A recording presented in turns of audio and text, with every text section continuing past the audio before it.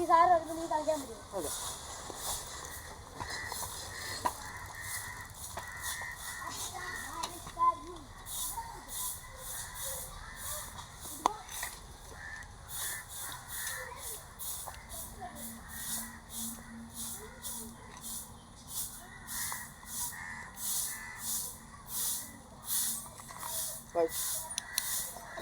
Camera തിരിച്ചു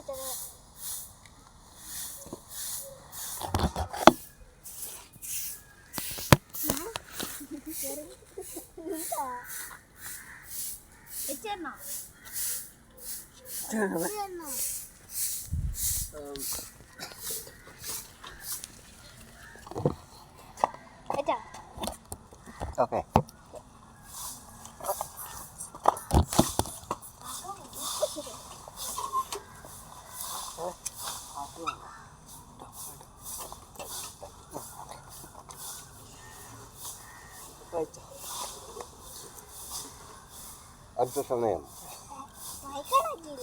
അല്പസമയം നിങ്ങളുടെ ശ്രദ്ധയെ മൈക്കിന്റെ ശബ്ദപരിധിയിലേക്ക് ക്ഷണിക്കും.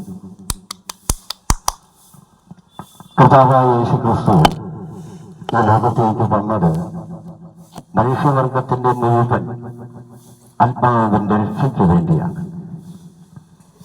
കാരണം മനുഷ്യന്റെ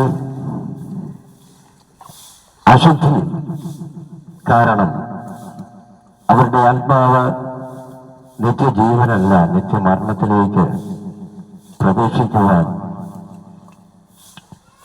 ചക്കവണ്ണം ആയിരുന്നു.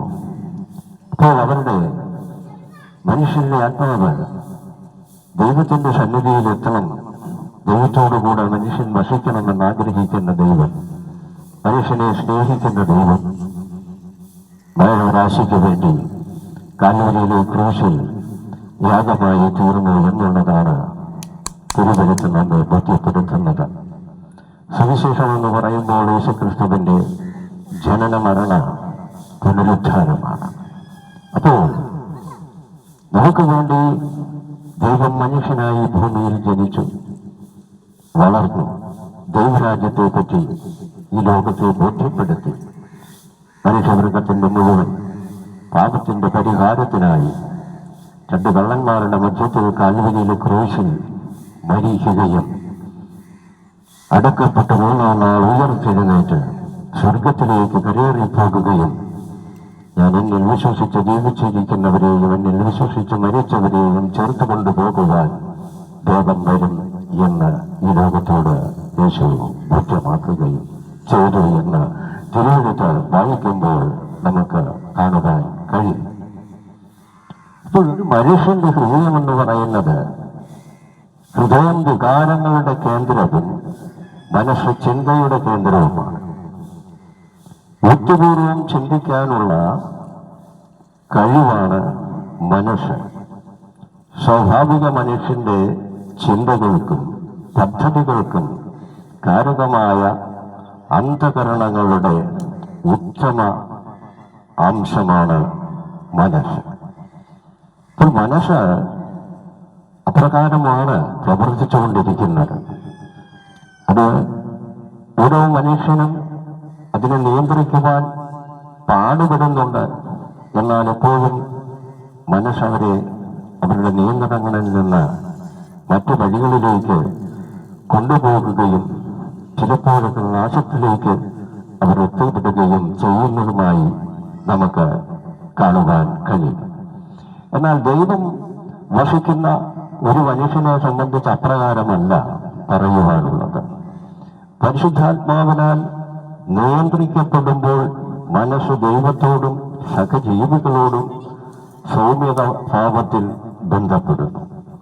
കാരണം പരിശുദ്ധാത്മാവുള്ള ഒരു മനുഷ്യൻ നിയന്ത്രിക്കപ്പെടുമ്പോൾ മനസ്സ് ദൈവത്തോടും സഹജീവികളോടും ആണ് അടുത്തിടപഴകുന്നതും അവർ ജീവിക്കുന്നതും.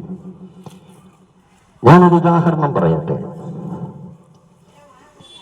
കർത്താവായ യേശുക്രിസ്തുവിനോട് ചോദിച്ചതിന് മറുപടിയായി യേശു പറഞ്ഞു, സഹോദരനോട് എത്ര വട്ടം ക്ഷമിക്കണമെന്ന് ചോദിച്ചപ്പോൾ യേശു പറഞ്ഞത് 7 അല്ല 70 വട്ടം ക്ഷമിക്കണമെന്ന്. ഒറ്റ പ്രാവശ്യം പോലും ക്ഷമിക്കാത്ത മനുഷ്യരും ഉണ്ട്. ആരോട്? സഹോദരനോട് ക്ഷമിക്കാത്ത മനുഷ്യരും ഉണ്ട്. ആയതിനാൽ പ്രിയമുള്ളവരെ, അപ്രകാരമല്ല ദൈവത്തിന്റെ ആത്മാവ് നമ്മളിൽ വസിക്കുന്നുവെങ്കിൽ തീർച്ചയായും നമ്മൾ ദൈവത്തിന്റെ ഇഷ്ടം ചെയ്യുന്നവരാണ് എന്നുള്ള ബോധ്യമാകുന്നതിന് വേണ്ടി മറ്റുള്ളവരെ സ്നേഹിക്കുകയും മറ്റുള്ളവരോട് അവരാരുമായിക്കൊള്ളട്ടെ ഒരു പ്രാവശ്യമെങ്കിലും അവരോട് ക്ഷമിക്കുന്നവരും ആയിത്തീരും പരിശുദ്ധാത്മാവുള്ള ഒരു മനുഷ്യൻ.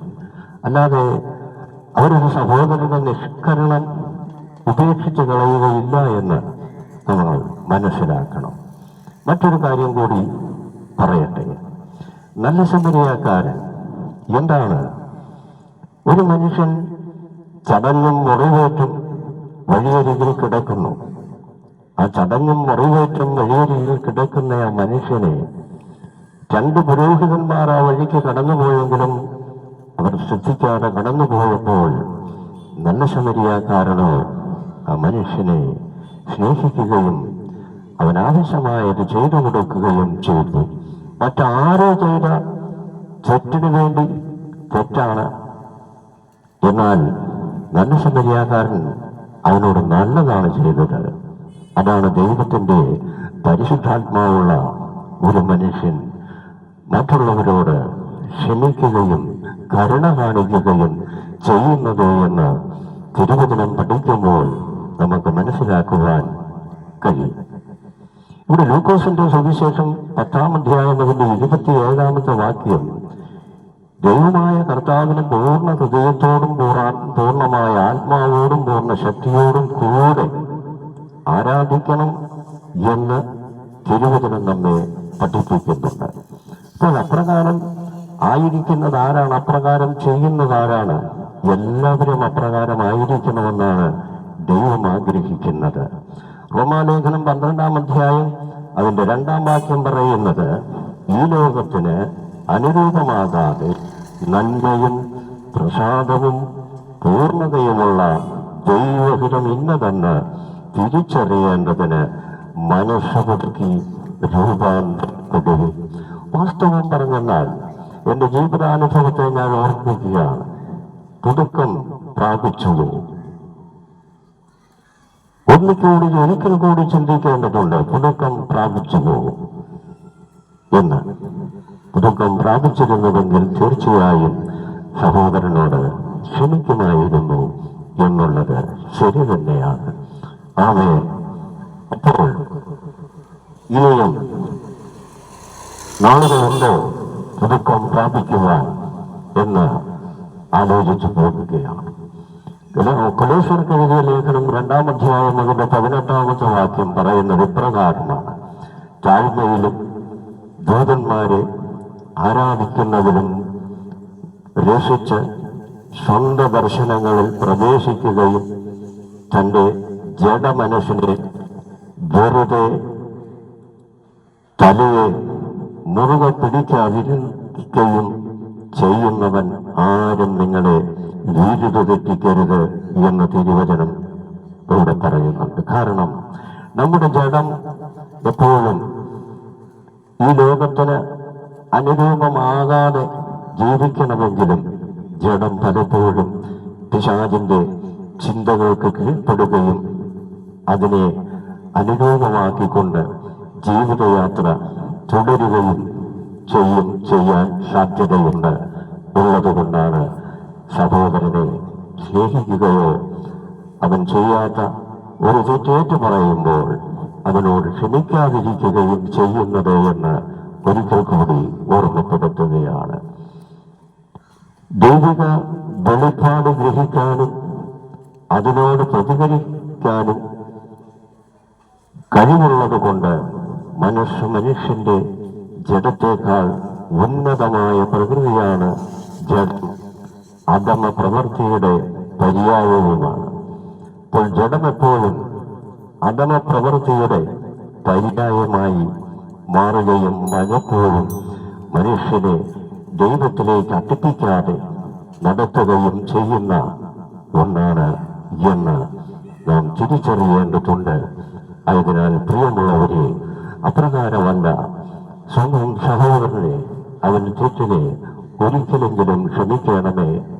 വരും തലമുറകളോടും അപ്രകാരമെങ്കിലുമൊക്കെ കാണിക്കണമേ എന്ന പ്രാർത്ഥനയോടും അപേക്ഷയോടും കൂടി ഞാൻ എൻ്റെ വാക്കുകൾ ഇപ്പോഴും ഇവിടെ അവസാനിപ്പിക്കുകയാണ്. ഈ വലിയ കോളനിയുടെ മധ്യത്തിൽ നിന്നുകൊണ്ട് ദൈവത്തിന്റെ വചനം പ്രസംഗിക്കുമ്പോൾ എൻ്റെ ഹൃദയം നിങ്ങൾക്ക് വേണ്ടി പ്രാർത്ഥിക്കുകയാണ്. നിങ്ങളുടെ എല്ലാ ആവശ്യങ്ങളുടെ മേലും കർത്താവായ യേശുക്രിസ്തു ധാരാളമായി അനുഗ്രഹിക്കട്ടെ. നിങ്ങളുടെ ദൈവം സഹായിക്കട്ടെ.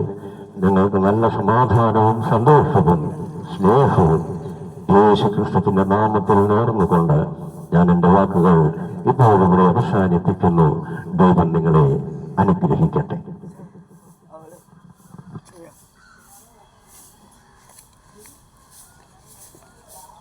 Okay.